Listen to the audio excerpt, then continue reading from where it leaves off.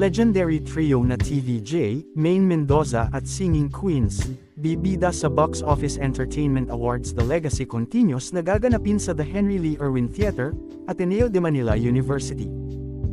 Isa nga sa mga napiling mag-perform sa nasabing event ang Itbulaga Singing Queens.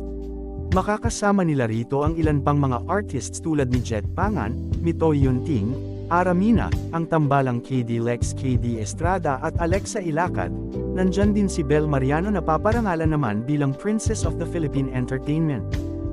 Gagawaran naman si Dabar Cads Maine Mendoza bilang Female TV Host of the Year, makakasama niya sa parangal na ito si Kim Chu.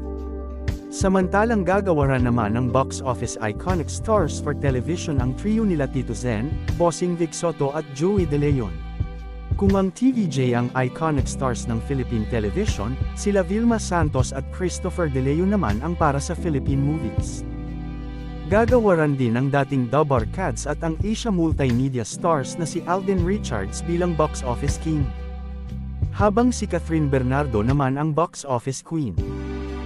Marami pang mga artist ang gagawaran sa Box Office Entertainment Awards. The legacy continues.